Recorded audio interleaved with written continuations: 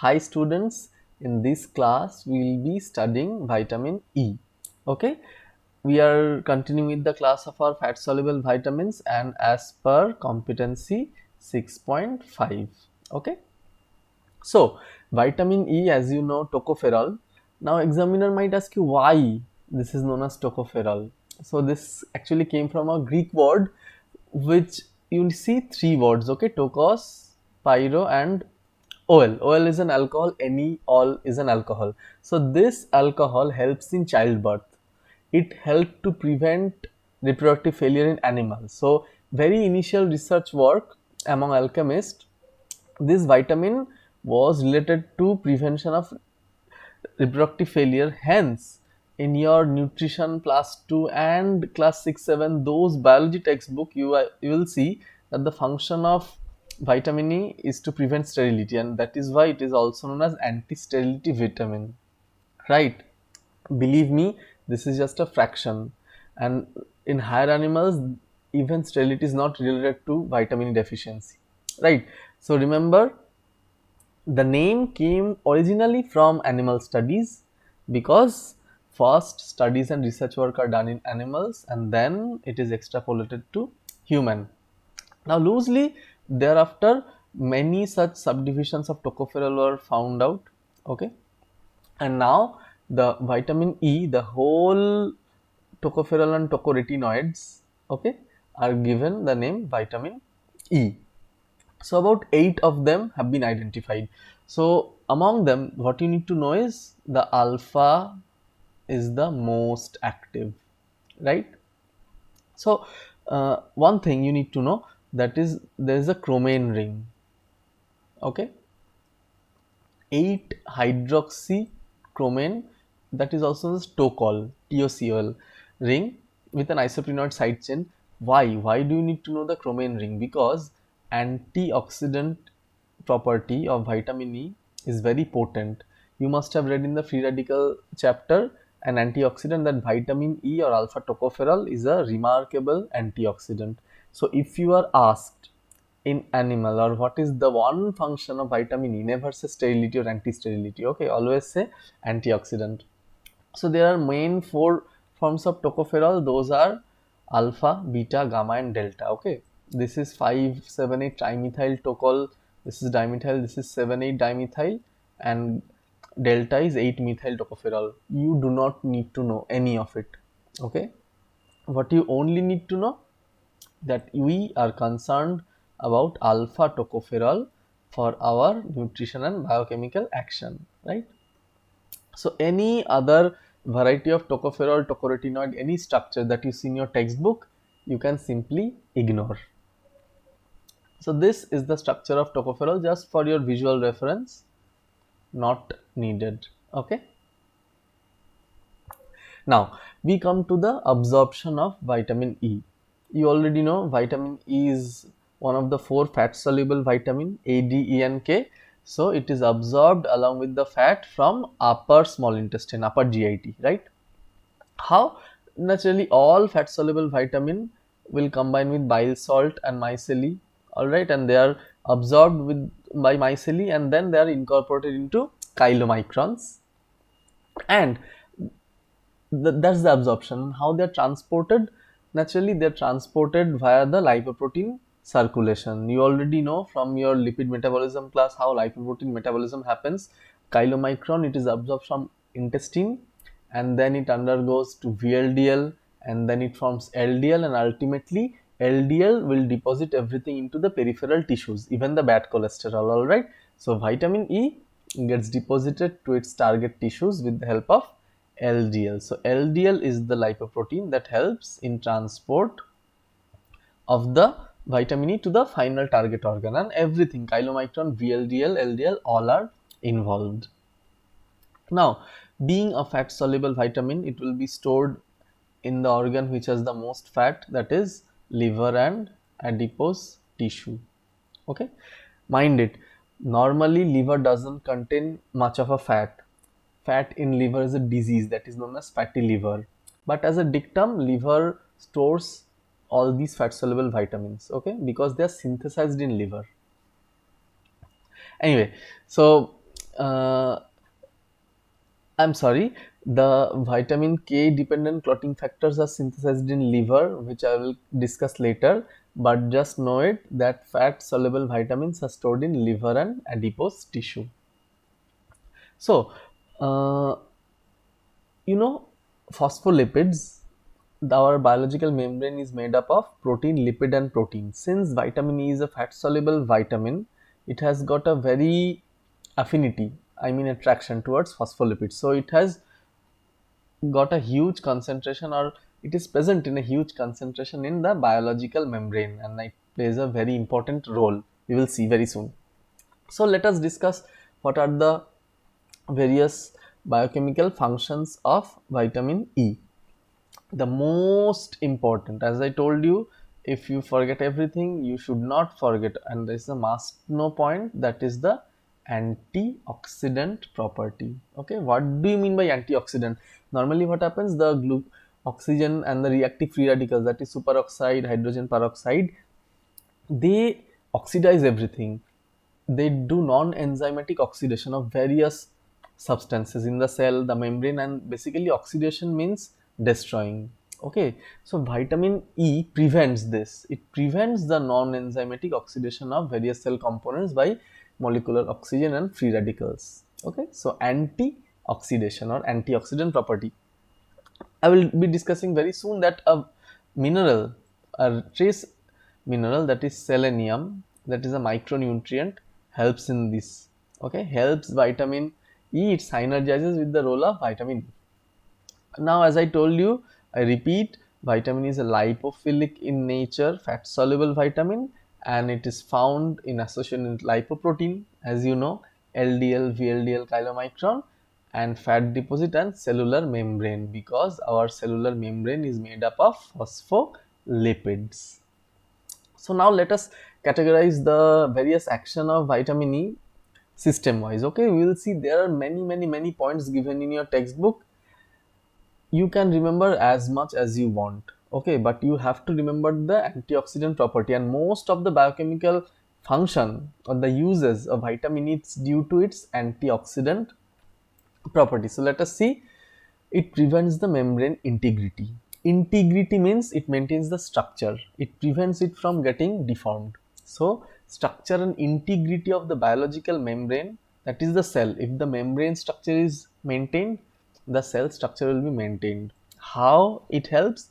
Because it's a membrane antioxidant. All the oxygen molecules can destroy and can oxidize the membrane part, and the cell may rupture, and vitamin E prevents it.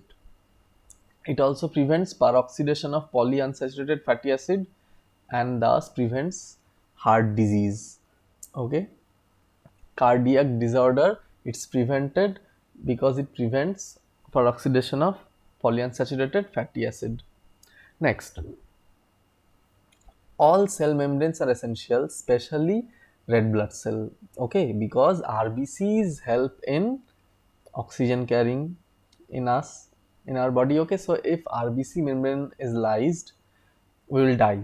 So vitamin E prevents one main component that is prevented from oxidation, that by vitamin E is RBC membrane. Okay, next, in animals, mainly lower animals, also in some higher animals, not in humans. Okay, mind it, not in humans. Vitamin E is not related to sterility or infertility in human. Okay, in some animals, vitamin E is also related to reproductive function and prevents sterility. How? Because it maintains the integrity of germinal epithelium, okay, and gonads.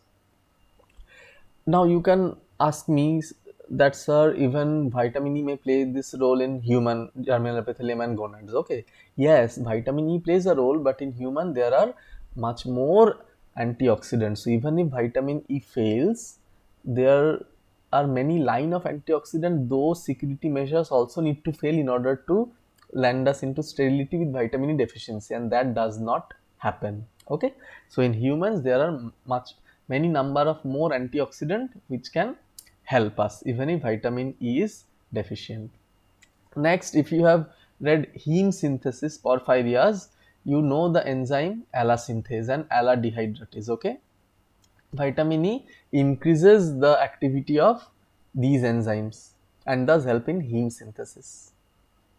Okay, it stabilizes coenzyme Q. I don't know if you have studied cellular respiration or not, the electron transport chain. You should know complex 1, complex 2, complex 3 and complex 4. If you are yet to study, just know it, coenzyme Q is a very important part of that respiratory chain. And vitamin E helps to stabilize the coenzyme Q and helps in cellular respiration. Okay. Not only membranes, other vitamins may also be oxidized, okay, by molecular oxygen and free radical, and vitamin E presents oxidation of one such vitamin, that is vitamin A. Okay, there are many functions which I am telling you one after another. Please feel free to pause this video if you are watching it again. Okay, you can watch this video over again after the live session ends, and then you can take down the notes, or if you are fast enough you might be able to take the notes while I am telling you. Next, it's required for creatinine synthesis in the skeletal muscle. Okay, and our skeletal muscle is nothing but made of a protein known as creatinine. Okay, bodybuilders and the anabolic uh, workout freaks often take supplement creatine, okay, because that helps in regaining of muscle activity and power by generating much more ATP, and vitamin E helps that. Okay, proper storage of creatine in the skeletal muscle. There are some minor important points. It helps in absorption of amino acid from the intestine and helps in synthesis of nucleic acid. Even if you forget all these points, it's okay. But remember the first 5 or 6 points that are mainly based on the antioxidant property of vitamin E. This thing, carbon tetrachloride, CCl4, you know, carbon tetrachloride, this is CCl4. Okay, mind my bad handwriting with my mouse. CCl4 is a very hepatotoxic compound, that it damages the liver. So carbon tetrachloride, it's also generated in vivo in few reactions. The vitamin E prevents damage of liver due to CCl4 generation. All right, now vitamin E works in conjunction with other vitamins, that is vitamin A and vitamin C, and helps in delaying onset of cataract. You know, cataract is a normal phenomenon, it's a normal aging phenomena. Even you and I will also get cataract when we reach the age of 70 to 80. In few cases and few patients, patient may develop early cataract due to loss of these antioxidant properties, and there are many factors which you will be reading in your third year when you will be studying eye, that is ophthalmology. You need to know now that vitamin E along with vitamin A and vitamin C acts in a synergistic way. They help each other and they help in delaying the onset of cataract. Okay, so if you are taking tocopherol supplement, the name of the medicine is Evion, Evion. You can just check it out after this class is over. Evion is tocopherol supplement. It is given as a nutritional supplement to many patients. Even if you want to keep your skin good, you can take Evion. Okay, and you can see almost all the cosmetic products are fortified with vitamin E. Okay, let me tell you, it doesn't act that way. Vitamin E can only act if it is absorbed via the intestine. It is not directly absorbed via skin. Okay, there are many myths of cosmetics and beauty products which will be dealt in detail in pharmacology, but that's a discussion for another day. One such discussion is the ointment and gel, the painkiller gel, Volini, etc., that you apply, that is actually useless because all those NSAIDs need to get orally and then act via brain. So local action of NSAID doesn't happen. So there are many things which I will be discussing, interesting things which I will be discussing later. Just know it, vitamin E prevents onset of cataract. And as I told you, it prevents oxidation of polyunsaturated fatty acid, and thus it prevents chronic diseases such as cancer and heart disease, because the more these free radicals comes into play, these free radicals are carcinogenic. They help in generation of reactive oxygen species or ROS, and they help in triggering of cellular proto-oncogenes. Okay, proto-oncogenes means the genes which produces cancer are known as oncogenes, and these oncogenes are produced from proto-oncogenes, and these proto-oncogenes are activated with the help of ROS. Will be taught all this in cancer chapter. This is a long question, how activation of cellular proto-oncogene happens, but for now know this: reactive oxygen species helps in generation of these proto-oncogenes or activation, and vitamin E actually prevents that. So thus it prevents cancer and other heart diseases. Now, as I told you, vitamin E also prevents oxidation of LDL. So anything on earth that is a possibility to be oxidized, vitamin E will prevent that. So antioxidant property is very important, which you can apply on many fields, and thus you will get many beneficial roles. So thus it oxidized LDL, promotes heart diseases, and thus vitamin E, by preventing oxidation of LDL, can also prevent heart disease. So both cancer and heart diseases are prevented by this simple antioxidant property only. Okay, so I was clever enough. Okay, I may have fooled you. Just remember one thing of antioxidant property, but in reality you can see there are multiple implications of antioxidant property which you also need to remember. Now, as I was telling you, how selenium helps. Selenium actually is a component of glutathione peroxidase. Okay, glutathione peroxidase, or GPX, is an enzyme which also functions as an antioxidant. Right? You must have read in pentose phosphate pathway how NADPH and glutathione reductase, that enzyme that prevents membrane lysis, the same glutathione peroxidase is utilized in generation of oxidized glutathione from reduced glutathione. Okay, so glutathione peroxidase acts as an antioxidant because it maintains the cycle of reduced glutathione, and selenium is an active component. Now what happens? Vitamin E is an antioxidant, and this glutathione peroxidase along with selenium is also an antioxidant. So if both are working together, one needs to give a less effort. Imagine you have been told to paint the wall, and now your friend joins you to paint the wall. So each of you have to give less effort, right?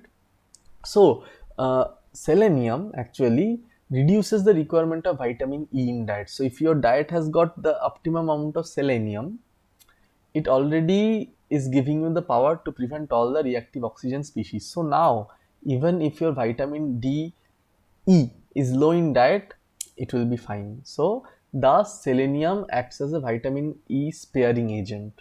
Okay, because both are having antioxidant. Now remember, selenium is also required for normal pancreatic function, and it enhances the absorption of vitamin E. So even if a small amount of vitamin E is present in diet, selenium will enhance, it will make sure that it is absorbed, right? So just remember, selenium reduces the need of vitamin E because it helps to make it forms a same function, it does the same function as vitamin E, but it helps to absorb vitamin E also.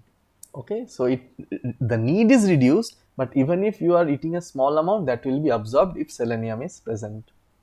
So now we come to the daily requirement, and as I told you in my earlier classes, if you can forget everything, you can forget everything. Just remember one, that is in case of adult male, 10 milligram per day. Now this value is a bit less in female because age matched female are a bit low in body weight, and this requirement doesn't change in pregnancy, only in lactation it needs to be supplemented a bit more. You don't need to know what is the pharmacological dose, etc. Remember, the vegetable oils or the plant oils are good sources of vitamin E, but animal sources are not. Okay, anyway, I mean animal oils, they are not good source of vitamin E. So okay, If you are having doubt, I am repeating you, animal oil, that is cod liver oil, fish liver oil, they may contain high dose of vitamin A but not vitamin E. Vitamin E is actually rich sources plant oil. So in what happens? So what will happen if vitamin E is deficient? So remember all problems related to increased oxidation, all right, or peroxidation, that is oxidative damages. Now oxidative damages will not be direct, okay, it will show up as a systemic manifestation. So what happens in human? Remember, vitamin E deficiency is rarely seen. This is one of the vitamin which is stored in our body so much and which is so much rich in our all available dietary sources that vitamin E deficiency in higher animals, in humans, is a very very very rare entity. However, it can happen in case of premature infants whose absorption from maternal sources, in maternal blood, is the only source, okay, in case of children. And this absorption of vitamin E from mother happens on the last few weeks of pregnancy. However, if the baby is delivered before term, this metabolism is not completed, and then the child can land up in vitamin E deficiency. So premature infants will have vitamin E deficiency and they are given Evion supplementation. Okay, Evion tablet, these are actually available as small gel capsules, green color. Next, impaired absorption in case of diseases like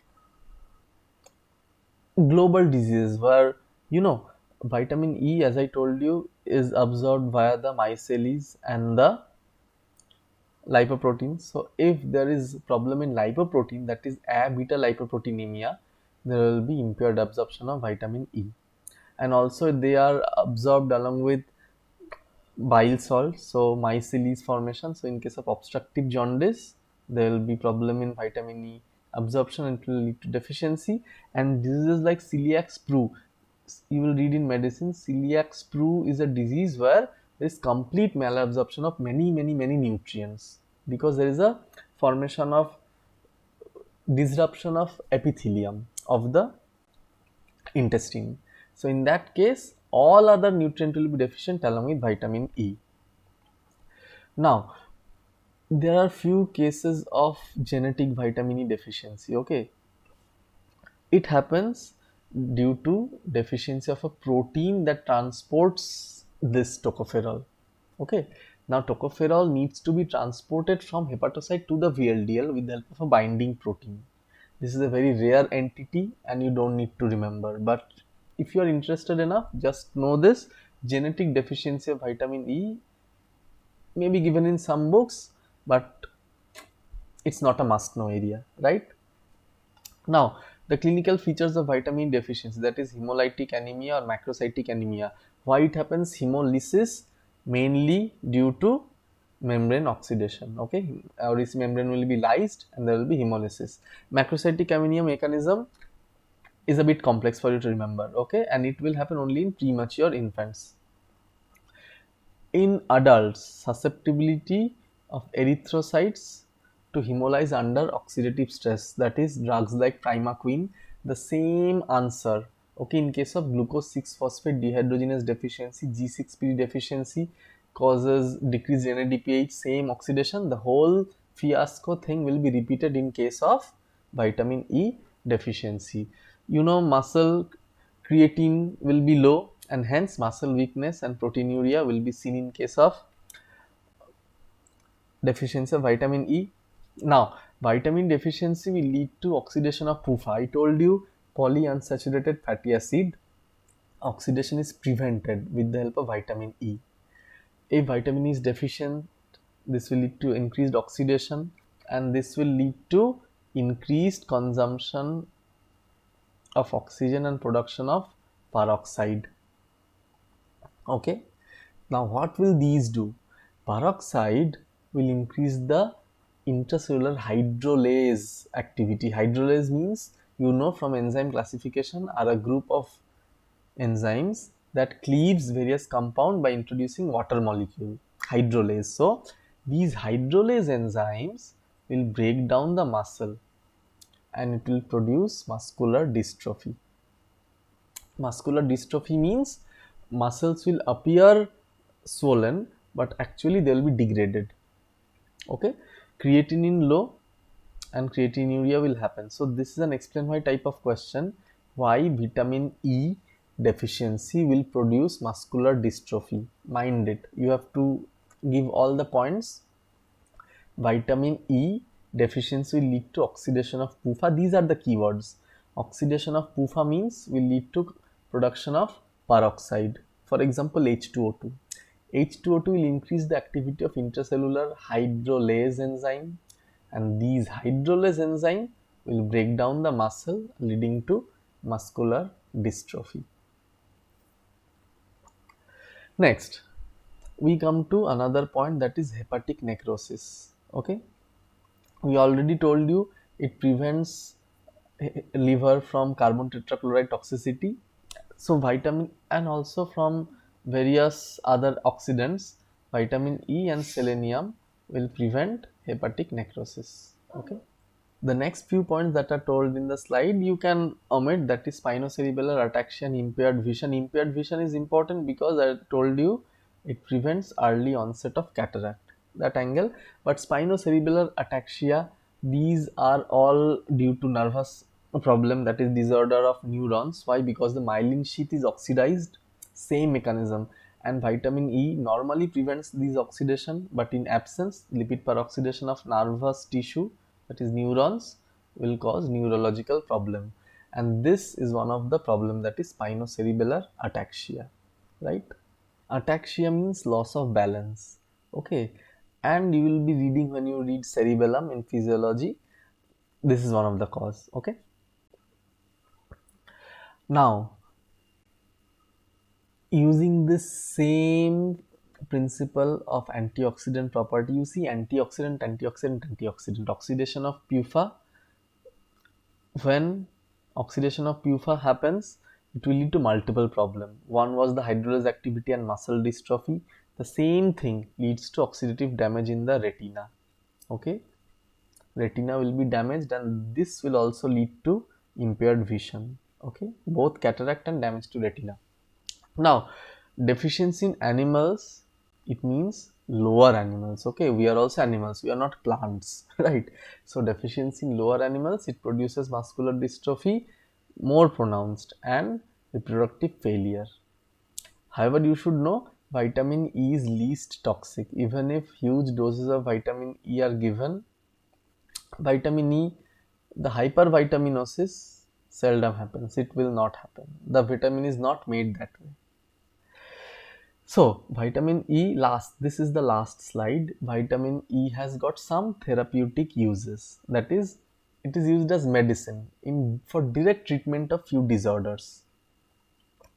I need to tell you, these are good to know, nice to know areas. Okay, not a must know area and not a should know area. So even if you forget this one, not a problem. But if you remember, it will help you if you are preparing MCQs for PG. So these are few disorders. There are many. Number one is nocturnal muscle cramps. I don't know how many of you had it, but if you have it, it's a very painful condition. Suddenly muscle will spasm so much that a person gets from their sleeping pain. Okay, that nocturnal muscle cramp, Evian, that is vitamin E, has a very important therapeutic role. Next, intermittent claudication, similar type of disorder, that is the calf muscle pains or spasms in an intermittent way. Okay, few hours the patient is walking and then there is excess spasm in the calf muscle. So all those spasms in lower limbs, vitamin E has got a preventive role. How they act? Basically, it increases the, you don't need to know what is the mechanism. The slide is here, you can copy it, but you won't need it unless you are an intern. An intern, mind it, not even in medicine. Okay, the next is fibrocystic breast disease. This is a very common disease in adolescents, so vitamin E is a given supplement. excuse me, vitamin E is a supplement that is given in case of cystic breast disorder and also in atherosclerosis. Because in atherosclerosis, it helps to directly, number one, it prevents the antioxidant property. It prevents the oxidation by its antioxidant property, and it helps in generation of prostacyclins. Okay, and also increases the HDL amount. So I hope you noted down all of the points, okay? And if you want more details, which I hope you won't need it, these are the reference from which I prepared this note. So you must be studying one or more of these textbooks, okay? You can note it down. Harper, Teets, Rarur, Vasudevan Chatterjee and Satyanarayana. So I hope this is enough for you. You don't need to study more than what I told you in this vitamin E lecture. So please feel free to get back to me in the comment section. Feel free to watch this video again if you missed anything after the live session is over. And I will see you in the next one. Till then, bye and take care.